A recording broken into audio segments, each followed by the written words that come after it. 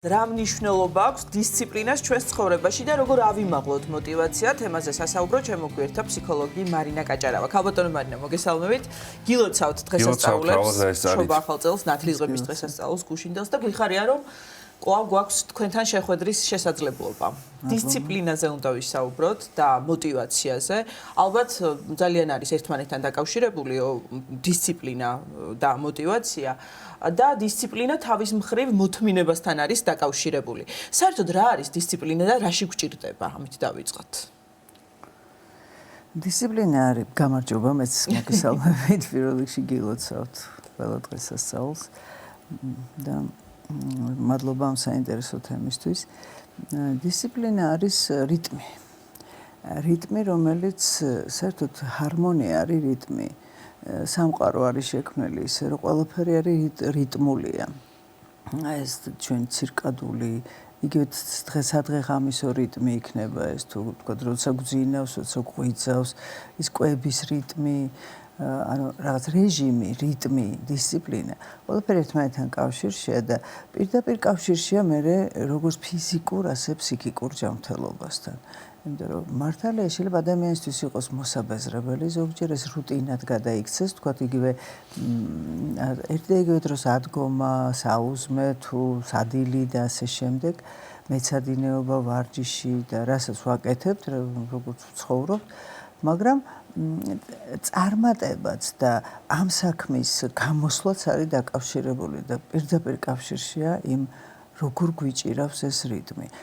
არის შესაძლებელია ეს იყოს ძალიან გახშირებული, ძალიან აჩქარებული და რა თქმა უნდა გადაღლა მოყვება ამას. და შესაძლებელია ეს იყოს რაღაცნაირად დაბალ გაზზე გადაყვანილი ისეთზე, როდესაც ადამიანი თვით ეკოლოგიურია და საკუთარ რესურსებს ითვალისწინებს, საკუთარ ასაკს, ჯანმრთელობას და არაკეთებს იმაზე მეც და იმაზე ხშირად, ვიდრე რაც მას არ შეუძლია, ან შეუძლია პირიქით. აქედან გამომდინარე, დისციპლინა, მოდი ესე ვთქვათ, რომ არის წარმატების წინაპირობა და სიმშვიდის წინაპირობაც, რაღაც მოწესრიგებულობაც, ეს ყველაფერი რაღაცნაირად ჰარმონიაში სვამს ადამიანს. თუმცა არიან უდისციპლინო ადამიანებიც და მათ შორის მათგან შეიძლება ეს იყოს რაღაც უფრო ისეთ დარგებში, ხელოვნებაში, ამ თქვათ რაიმე, სადაც საკმაოდ წარმატებულებიც არიან, თუმცა იმათ თავისი ცირკადული რიტმი აქვთ. შეიძლება ღამე მუშაობს, თავისებური, აი როგორც ზოგ მოზარდს უყვარს არეული მაგიდა, იმიტომ რომ იქ პოულობს თავის არეულს და თუ დაულაგე ვეღარ პოულობს ვერაფერს. ზოგი ადამიანისთვის აი ეს რიტმი არის სრულიად მიუღებელი, სადღეღამისო, როგორიც ვთქვათ, უმეტესობას აქვს, ხო? არის უფრო ღამე მუშაობენ, უფრო ღამე ცხოვრობენ და დღე ძინავთ, ახლა ესეთებიც არიან. ეს თვითონ ეს მათი ერთი სხვი არჩევანიც არის და მეორე სხვი რაღაც ფიზიოლოგიაც არის. ქალბატონ მარინა, აი მოტივაციაც რომ დავმარტოთ, რა შეიძლება იყოს სამოტივაციო ადამიანისთვის? ეს რაც ჩვენს გარშემო ხდება, კარგიც და ცუდიც ალბათ შეიძლება იყოს სამოტივაციო ხომ ადამიანისთვის. აი მოტივაცია კი არის რაღაცა საოცარი დრაივი, ენერგეტიკა, რომელიც არის ადამიანისთვის უმნიშვნელოვანესი. აი თქვათ, გაჩნია რა კუთხით შეხედა, მე მინდა ერთი კუთხე შემოვიდანო, რომელიც არის აი უფრო სულიერი თვალსაზრისით, იმიტომ რომ თუ ჩვენ განვიხილავთ, რომ ადამიანი არის ბიოფსიქოსოციალური და სულიერი არსება, მეოთხე განზომილება, ასე ვთქვათ, და ამ 4 განზომილებიანობაში ადამიანს ძალიან ჭირდება თითოეულის მოწესრიგება, როგორც ბიოლოგიურის, ისე ფსიქოლოგიურის, ისე სოციალურის და ისე ვთქვათ სულიერის და არის ესეთი წყურვილი ქვია ამას. ეს წყურვილი არის ის ძალა და ის ენერგია, რომელიც არის ყველა ადამიანში და ის ეძებს ღმერთს. ნუ ვთქვათ ფსიქოლოგიის ენაზე ვთქვათ აბსოლუტს, ანუ ეძებს ღმერთს და მუდმივ ძიებაშია და მანამდე ვერ წყნარდება სანამ არ პოულობს და მაშინ რომ დაივანებს, მაშინ თითქოს სულში შემოდის სიმშვიდე. ეს ახლა ათეისტისთვის ნელი გასაგებია, რა თქმა უნდა, თუმცა ახლა ესე რომ შევხედოთ ფსიქიკური პლანში ნებისმიერი ქცევა, ხო? ქცევის შემსწავლელი მეცნიერება არის ხო ფსიქოლოგია და პიროვნების შემსწავლელი ქცევის ამხსნელი და ქცევა სჭირდება მოტივი. და ეს მოტივაცია არის სწორედ ის და თეორიებიც აიგო სხვადასხვა მოტივების შესახებ. პირველ რიგში თვითონ მოტივაციის შესახებ არის ბევრი თეორია სხვათა შორის, მაგრამ ძირითადად ერთი არის კონტენტ თეორიები, რომელიც შინაარსზე ლაპარაკობს, აი რა მამოძრავებს, კითხვაზე პასუხობს და მეორე არის უფრო პროცესუალური, როგორ მამოძრავებს. აი ძალიან მნიშვნელოვანი რა და როგორ და ამასთან დაკავშირებით აი ძალიან მნიშვნელოვანია ეს მასლოუს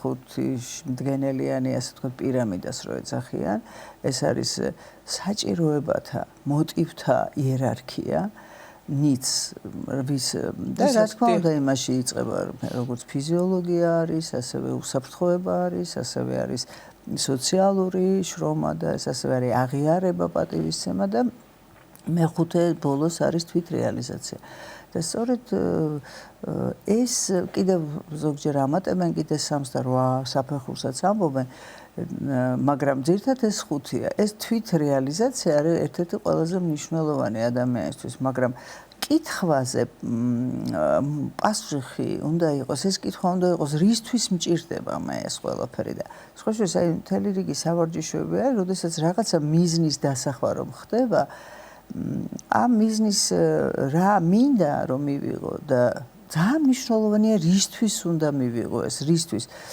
ზოგჯერ არის ხოლმე კითხვა რატომ ჩასმული ხუთჯერ დასვით რატომ არ მგონია იყოს სწორი იმიტომ რომ რატომ არის ბრალდება რატომ როდესაც გისვამენ კითხვას ადამიანი გადადის თავის მართლების მდგომარეობაში და პოზიციაში და ჯობია რისთვის აი რისთვის მჭირდება მე ეს და თუ აქ არ იქნა დადასტურებული პასუხები შესაძლებელია ეს мотивация ჩაქრეს ძალიან ბევრი რამ მოქმედებს мотивациაზე ძალიან საინტერესო რამ თქვით და საგულისხმო მაგალითად სამართლიანობა ადამიანს აქვს თავისი განცდა სამართლიანობის და ზოგჯერ უსამართლობა თუ მისთვის აი მაგალითს ვიტყვი მარტივს რომ მისი ძალისხმევა და მისი ხელფასი არ შეესაბამება ადარებს ის სხვას და ასე შემდეგ შესაძლებელია გარკვეული ტიპის ადამიანებში ეს мотивация ჩაქრეს ასევე ძალიან მნიშვნელოვანია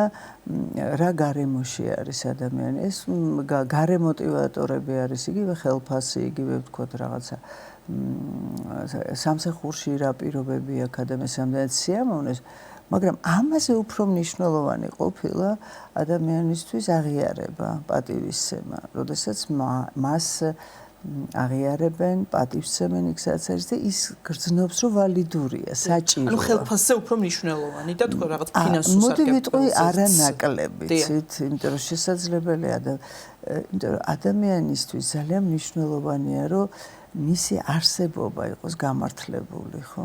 ეს ურთიერთობაშიც ეს ახლა მე რო ის 4 პლასტი ვთქვი, თითოეულს აქვს თავისი მდგენელები, მაგალითად და ეს мотивацიის ასაწევად სწორედ თითოეულის განხილვა მნიშვნელოვანი. აი მაგალითად, მე ვეძახი სამკუთხედებს, ახლა შეიძლება ეს სამკუთხედი არ არის, მაგრამ აი მაგალითად ბიოლოგიურ ნაწილში ეს სამკუთხედი გახლავთ ძილი, კვება და მოძრაობა, ანუ ზოგისთვის ვარჯიში, ზოგისთვის სეირნობა, კვება ჯანსაღი და ეს ინტერვალური და ძილი დღეს დაიძინე და ხვალ გაიღვიძა, მარტივად რო ვთქვა. მეორე აი ამისი მოწესრიგებას мотивация ჭირდება ადამიანს და რისთვის მოვიწესრიგო ეს? ამ კითხვაზე პასუხი უნდა გქონდეს, ხო? იმიტომ რომ ზოგჯერ მარტო ჯანმრთელობა არ არის ხოლმე, ვთქვათ, ის პასუხი ახალგაზრდისთვის განსაკუთრებით, რომელიც არის მისთვის მნიშვნელოვანი. მეორე სამკუთხედი, ისევ სამკუთხედს ვიტყვი, ეს გახლავთ ჩვენი ფიქრები, ემოციები და სურვილები. ანუ აზროვნება, ემოცია, ნებელობა. ეს საკმაოდ რთული სამკუთხედია, როგორ ვაზროვნებთ, როგორ რა განცდები გვაქვს, რა ემოციები გვაქვს და სურვილები და როგორ ვაკონტროლებთ ჩვენს სურვილებს. მესამე მდგენელი სოციალური გახლავთ ის, რომ ადამიანი არის სოციალური არსება და ჩვენ ურთიერთობის გარეშე არ შეგვიძლია. საკუთარ თავთან ურთიერთობით იწყება. აი როგორ ხედავ შენ თავს, როგორ ურთიერთობ შენ მასთან. მერე წყვილის ურთიერთობა და მერე სამყაროსთან, იმ სამყაროში შედის ყველა სხვა დანარჩენი, ხო, საზოგადოებასთან მოდი ესე ვთქვა.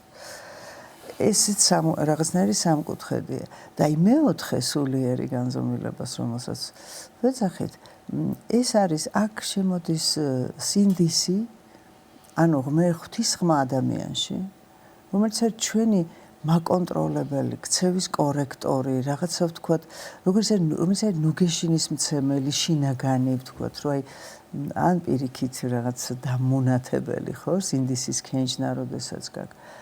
შიში, ოღონდ ეს არ არის ბიოლოგიური შიში, ეს არის შიში ღმერთის დაკარგვის შიში, ცოდვის შიშსაც ვეძახით. და მესამე სწორედ თავში ვერ ვთქვი, ეს არის ის წყურვილი ღვთისა, რომელიც არის ადამიანში მუდმივი მამოძრავებელი ძალა ღვთისკენ. ეს მამოძრავებელი ძალა შეიძლება იყოს გადმოვიტანოთ ყოფაში ძალაუფლებისკენ, შეიძლება იყოს მეტი ცოდნისკენ და რაც ძალიან კარგია, შეიძლება იყოს მეტი ქონების შეძენისკენ. ეს არის ის ძალა, რომელიც წყარო მე ვიტყოდი, რომელიც არასოდეს არ შრება. უბრალოდ შეიძლება დაიკარგოს და მას დაჭირდეს მოძებნა. მოძებნი, როგორც თქვა, ზოგჯერ ბუნებაშიც იკარგება წყარო და ჭირდება მას მოძებნა, რომ ისევ იპოვონ, აღმოაჩინონ წყარო თავიდან. ადამიანს ეს შეუძლია, თუ კი ამას მოინდომებს. და ჩვენ ძალიან გვჭირდება კიდევ ერთმანეთი იმისთვის, რომ დღეს ძალიან მოდური გახდა ეს სიტყვა და მეც ვიხმარ საკუთარი თავის უკეთესი ვერსიის შესაქმნელად. არა ის, რომ მე თქვენ გაგეჯიბროთ და ვიღაცებს გავეჯიბრო, მე როგორც კი შეჯიბრში შევდი, რომ ყველა მჯობნისა და მე ამას ვაღიარებ და ამას მე მშვიდად ვაღიარებ. ამიტომ მათ არ ვეჯიბრები. ამიტომ ვეჯიბრები საკუთარ თავს, თუ მაინც და მაინც ესეთი შეჯიბრი მინდა რომ მოვაწყო. და ეს მთლიანად რაღაცნაირი ბალანსი, ამ ჰომეოსტაზის შენარჩუნება, ეს ჰარმონიაში ყოფნა საკუთარ თავთან, ეს არ ნიშნავს ჯამს, როგორც ადამიანი არ არის ხელების, ფეხების და ცხვირის ჯამი, ან ფიქრების, ემოციების და სურვილების ჯამი, ეს არის რაღაც ჰოლისტური, საოცარი ორკესტრი, საოცარი მართლაც ღვთის საჩუქარი, ღვთის უმაღლე, აი საოცარი ქმნილება არის.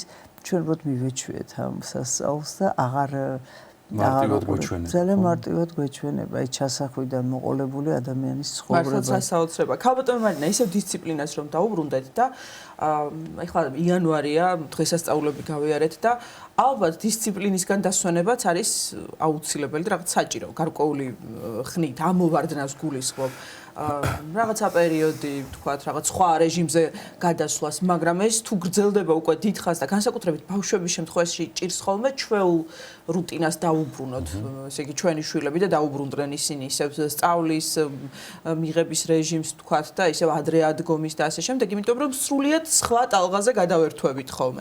აი ამასთან დაკავშირებით რაღაც რჩევები რომ მოგცეთ, იმიტომ რომ ჯერ კიდევ აქტუალურია 20 იანვარია, მაგრამ ჩვენს გვჭირდება ხო დღეს დაუბრუნდით ჩვენ. დაუბრუნდით შეიძლება ჩვეულ დისციპლინას და რუტინას. ეს არის ჩვენი აკლიმატიზაციის მაგვარი ადაპტაციური რესურსი, რომელიც ადამიანს აქვს აი უზღვავი და ძალიან და სხვა შორის ფსიქიკური ჯანმრთელობა და ფიზიკური ჯანმრთელობაც ზოგჯერ ჩინელები როგორც ამბობენ უდრის ადაპტაციის უნარს და ეს ადაპტაცია არის ძალიან მნიშვნელოვანი, რომ შეეგუო გარემოს. თქვენ სწორად შენიშნეთ დისციპლინისგან დასვენება კი არა, ზოგადად დასვენება უნდა ისწავლოს ადამიანმა. იმიტომ რომ დასვენება არის მეშვიდე დღეს დაისვენა, ეს არ არის მარტო ფრაზა ესეთი. დასვენება არის უმნიშვნელოვანესი ადამიანისთვის. აი ძველ აღთქმაში წერია, რომ მიწასაც კი ასვენებდნენ მეშვიდე წელს, თქო, აღარაფერს აღარ თესავდნენ და არ თოხნიდნენ და ამბარავდნენ. ეს დასვენება როგორ დავისვენოთ, იმიტომ რომ დასვენებით დაღლა გამოდის და თუ დასვენებით დაიღალე, მაშინ რა თქმა უნდა ერთი დაღლიდან მეორეზე გადართვა უფრო რთულია და ეს დასვენებაც თუ არის უფრო ისეთი რომ საკუთარ თავზე, საკუთარ რესურსებზე, საკუთარ შესაძლებლობებზე მორგებული. აი თქვენ წარმოიდგინეთ ერთი მოქმედებიდან, თქვა იგივე სწავლა სკოლაში სიარულიდან მოზარდები, ბავშვები, ახალგაზრდები რაზე გადადიან? კომპიუტერზე, პლანშეტზე, ტელეფონთან დამოკიდებულებით საათობით შეიძლება იყოს მაგალითად და უკვე კვლევები არის, რომ 3-4 საათი TikTok-ში ყოფნა ადამიანის ფსიქიკური ჯანმრთელობისთვის არის ძალიან სახიფათო. და მით უმეტეს ბავშვისთვის, ხო? აქედან გამომდინარე, რა თქმა უნდა, მას არ უნდა ისევ რეალობაში დაბრუნება, იმიტომ რომ რეალობაში არის პასუხისმგებლობა, რეალობაში არის, ვთქვათ, ვალდებულება. მეცადინეობა, გაკვეთილების მომზადება და ასე შემდეგ. დიახ. აი, აქაც мотиваციას ვიტყოდი მე. მე ხშირად ვეუბნები მოზარდებს, რომ არის მინდა და უნდა, ხო? ორი ცხენი ვთქვათ, ორი ცხენის თეორია რო ავიღოთ და მე ვმართავ ამ მინდას და უნდას. რაღაცა მინდა ცხოვრებაში, მაგრამ რაღაცა უნდა გავაკეთო. მინდა არის ჩემი ბევრნაირი არსებობს, სურვილები, მოთხოვნილებები და უნდა არის ნებელობითი ქცევა. აი ეს უნდას თუ მე მინდად გადავაქცევ, ანუ მე მინდა რომ ვისწავლო, მე მინდა რომ სკოლაში წავიდე. ეს ძალიან მნიშვნელოვანი იქნება ადამიანისთვის. ეს ცოტა ისეთი პროცესია, ამაზე ალბათ ბევრი საუბარი. სურვილად გადაიქცეს. ანუ მე შინაგანი мотиваცია, მე სწავლა შემიყვარდეს. ანუ აქაც мотиваცია თამაშობს გადამწყვეტ როლს. და სხვა გადაცემაში შეგვეძლება რომ ამ თემაზე განვაგრძელოთ საუბარი. ძალიან დიდი მადლობა საინტერესო საუბრისთვის. ფსიქოლოგი მარინა კაჭარავა იყო ჩვენი გადაცემის სტუმარი.